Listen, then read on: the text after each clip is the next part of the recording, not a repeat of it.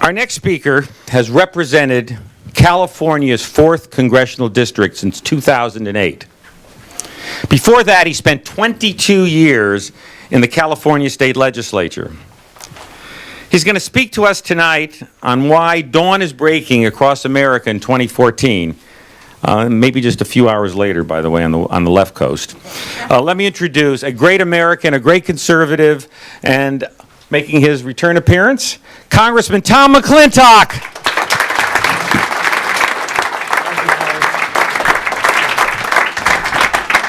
Thank you, folks, for having me.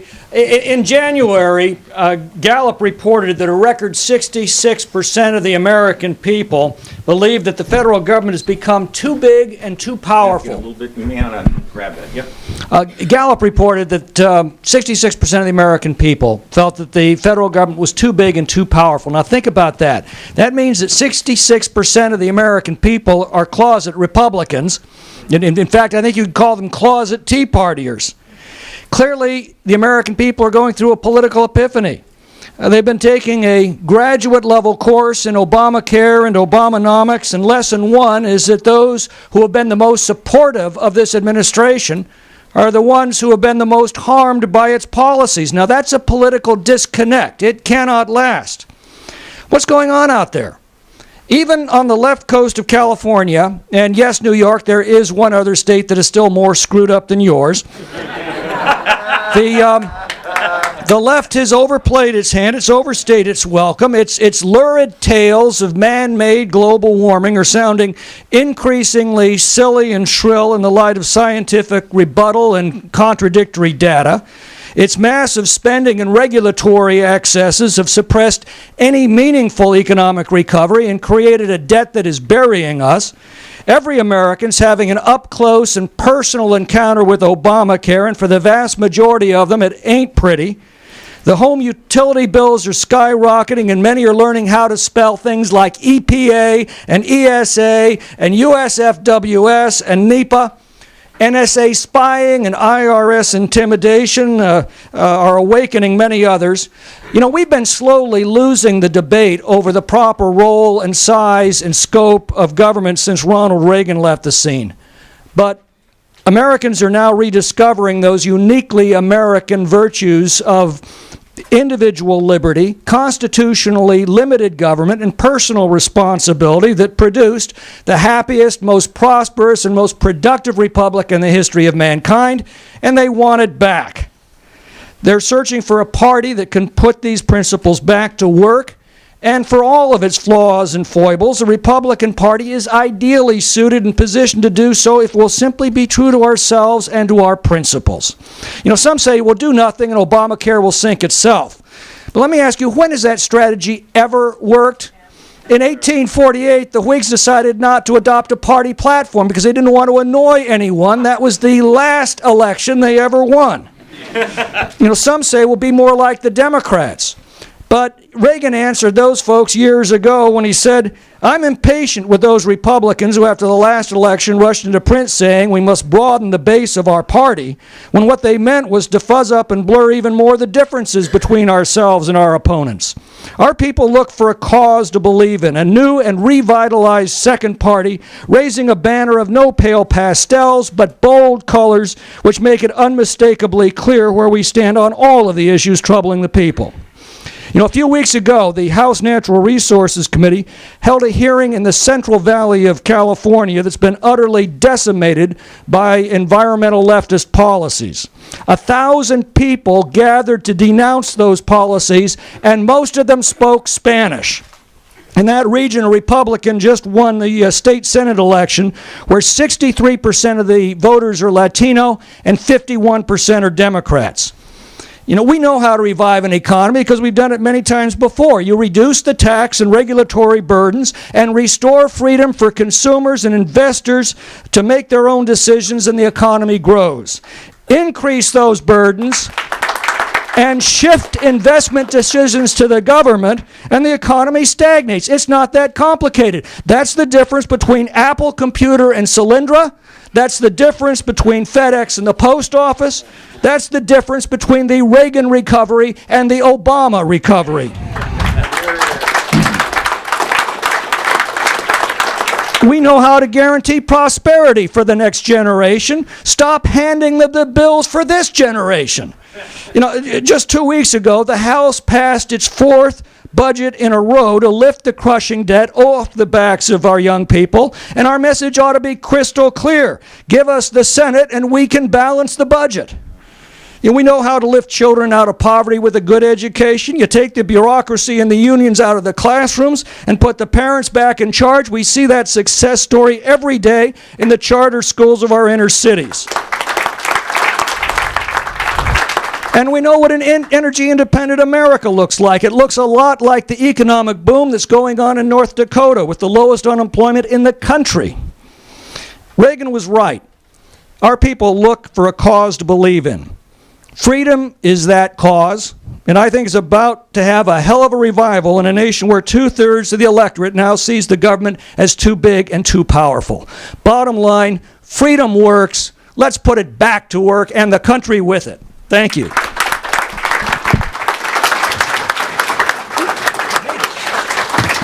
You made it. That's unique up here for a member of Congress. Steve, you have something? I don't think you've ever made it yet, Steve. Let's take some questions. First question, Carrie. Great, thanks. Congressman, so you mentioned education reform and school choice. So California is ground zero, shockingly, for parent choice and the parent trigger law. There was the movie Won't Back Down, which shows the parents taking over in a competent school and bringing in new management. Has that worked? What's happened on the ground? And if it's been successful, can we export it? Same thing's happening here in New York. The parents love it. The system works, and the unions are doing everything they can to shut it down. You know, it comes down to a pretty simple question of management. A generation ago, we were spending about a third per student less than we're spending today. But we had a far higher quality of education. Why is that? It's because the teachers were in charge of their classrooms. The principals were in charge of the teachers. They had the authority to hire and fire. And the parents were in charge of the principals through their local school boards. What I've just described to you is the management system of the charter schools. It works today. It's the way around all of the bureaucratization and unionization and centralization that's crept into our public school system and strangling it. David Martosko. I know you're a big fan of not just of the Constitution of the United States, but of talking about the Constitution of the United States. I have a question for you. If the House of Representatives votes next week or the week after to hold Lois Lerner in contempt of Congress for refusing to testify, okay, fine. Let's fast forward and imagine that since the Speaker has said if we vote, we'll convict, basically.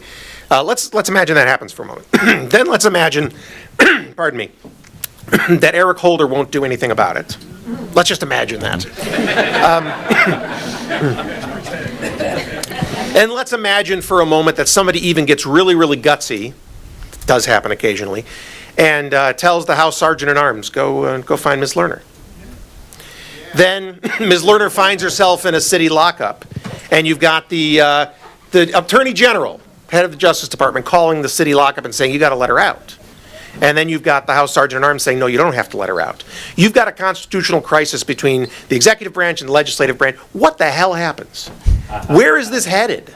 How much juice does Congress actually have anymore if you can't enforce a finding of criminal contempt? Lord knows you haven't enforced it against Holder himself. Yeah. You've held him in contempt 2 years ago. Where are we? What kind of juice does Congress have now? Well, if you think about it, all the laws that are passed under the Constitution have this elaborate enforcement mechanism. You break any of them, sooner or later you're going to encounter a policeman with a gun. You break the Constitution, it has no such enforcement mechanism. Why is that? It's because the Constitution was designed to be self-enforcing, all the checks and balances that we learned about in school. But in order for those checks and balances to work, the powers have to be evenly distributed. The people who exercise those powers have to be devoted first and foremost to the Constitution. And most importantly, and I'm afraid this is the missing ingredient, the American people must insist on it. Now, Congress has basically two powers over the executive. It has the power of impeachment and related powers such as those that you just mentioned. Those have never actually been invoked, at least the case of impeachment, and there's a reason for that. It is an awesome power, and it, as a practical matter, can only be invoked when a strong public consensus has already arrived at the conclusion that it must be invoked. We're not there yet. The other power it has is the power of the purse. That's the origination clause. But as you saw, as the government shutdown played out last year, the House 3 times passed appropriations to fund the entire government, including a lot of stuff that many of us didn't like, and asked only one thing: delay the implementation of Obamacare. 3 times the Senate killed that legislation, and when the government shut down, it was Republicans who were blamed. So as a practical matter, that power, as long as partisanship in the Senate can trump the constitutional responsibilities of the senators, that power is not available to us. The one line of defense that is always held in this country is the American people. And you go back to the first 3 words on that document: we the people. You go to the National Archives filled with government documents, there is one that does not belong to the government. Its ownership is made very clear with those 3 words, and ultimately that's what elections are all about. We enforce the Constitution by our votes. I fear, though, to be fair, I think most of the country is too busy twerking to really give a damn. Look, in normal times, yeah, you're right. Not people in this room. I'm just saying people out there in the middle of nowhere aren't paying attention to this. They're paying attention to feeding their kids, getting their families taken care of, keeping everybody safe. They don't care about That's what stuff. democracies do when things are going reasonably well or even reasonably poorly. And it's not apathy. It's just the process. They're busy. They're running their lives. But it falls to you to be the grown-up. But here is the strength in a democracy. When, as they begin to drift off course, one by one, individual Americans begin to sense that. They begin to put aside their twerking and their twittering and whatever else they're doing, and begin focusing enormous amounts of time and attention, understanding these issues, casting votes intelligently, and setting things right. Our entire form of government is based on the assumption that when they are focused and paying attention, they make good decisions. And I think events are now bringing these issues, for most of them, into sharp focus. And you can see that in the migration of the lot of the polling data that we've been watching over the last few months. Thanks. David. Let me ask a question about immigration. You talked about broadening the base by focusing on principles rather than running away from them. Richard focused on that too, but you have to hit them with something that they know. And having married a Nicaraguan, I know what immigrants, the one thing that unifies all immigrants in this country, whether from South America, Asia, or wherever, is a hatred of the INS. And why not? Just as an example, why not focus on that one example? Doesn't do good to focus on the Constitution, no matter how much you might like talking about it. That doesn't hit home. What hit home's, I've got a brother-in-law in Nicaragua that has to get here. They've been trying 7 years. They can't. I've got a sister-in-law that was kicked out because some idiot turned her in at the workforce. So focus on the INS as a bureaucracy. This is the kind of mindless bureaucracy that conservatives are trying to change. So far, I haven't heard any politician do something sensible like that. Instead, they're talking up in the sky about the Constitution. That doesn't hit home. Well, the other thing is, we need to differentiate the INS as a bureaucracy from our immigration laws themselves. Because Why do you do that? our immigration No. laws... All you have to do is just say, look, this is a bureaucracy. It's terrible. You got to be simple. Yep.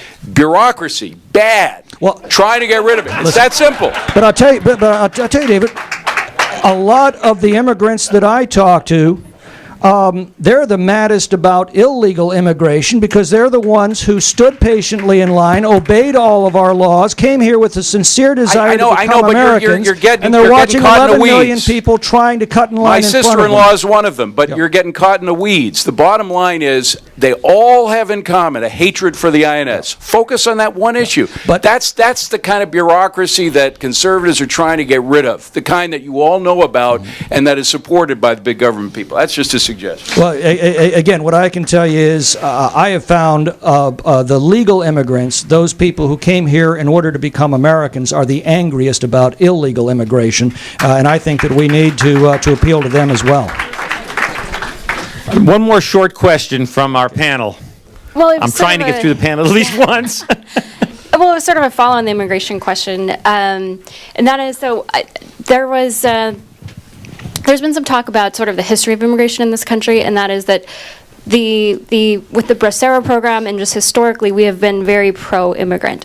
We have been welcoming, particularly from the business side.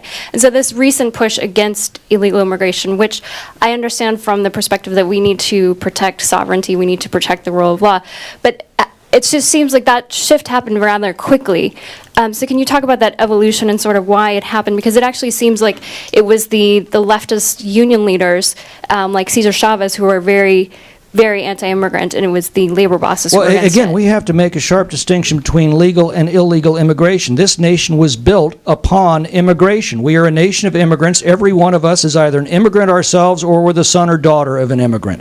Our immigration laws were not written to keep people out. Unlike most other countries, our immigration laws were written to assure that as immigrants come to America, they acquire a common language, a common culture, a common appreciation of American legal traditions and American constitutional principles. It's called assimilation. That's what our immigration laws were written to support.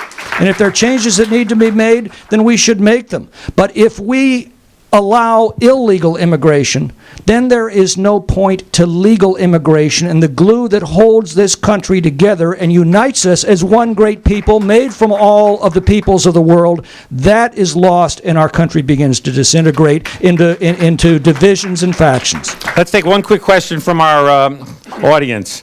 The gentleman who's going to give us this question is going to be a speaker at a pre-meeting in the next meeting or two.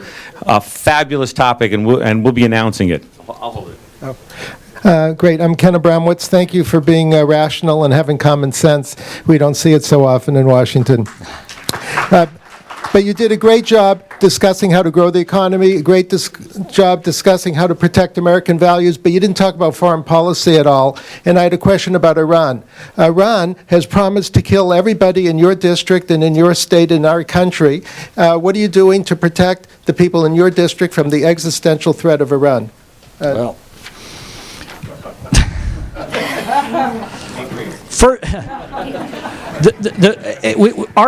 Our leaders have made a series of very serious mistakes in applying force in recent years, in my judgment.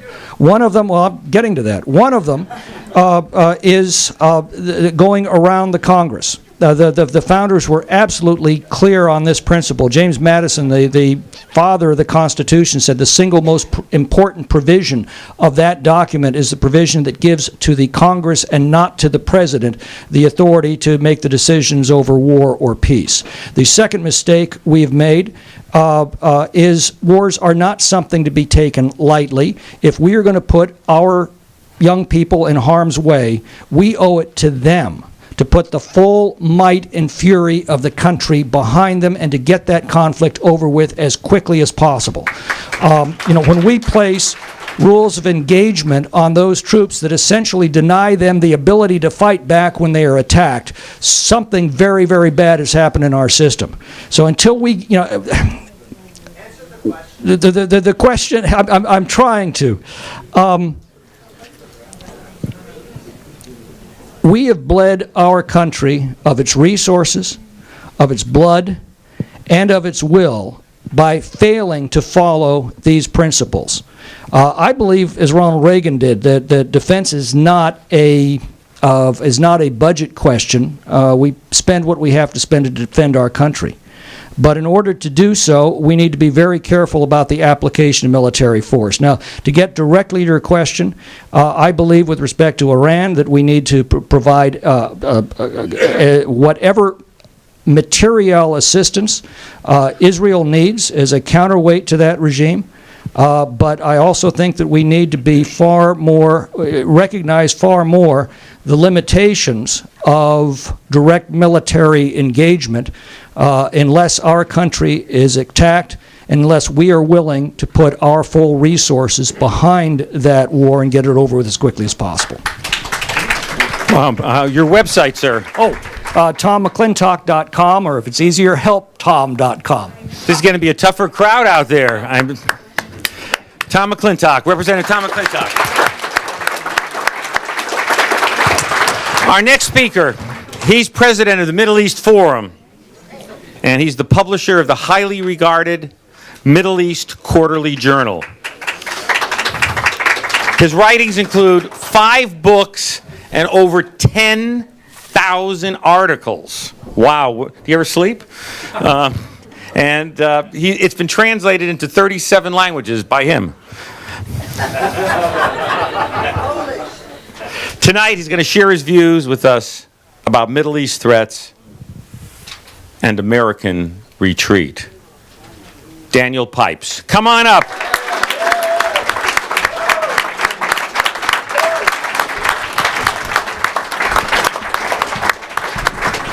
Thank you, Mallory. It's so good to be here again. Sorry, just 12 books, but only 2,000 articles. I don't know where you got those numbers. I'm going to talk about 3 things. Talk about the threats, talk about the retreat, and talk about some good news, because people always say there's nothing but bad news from the Middle East.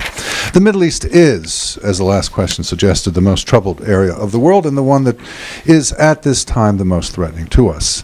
The Iranian nuclear buildup is the clearest example of that. The exportation of Islamism, the third great totalitarian ideology after fascism and communism is another example. The energy instability of the region, for example, a country like Libya is suddenly offline. Wars, civil wars, international wars. Syria would be the most brutal present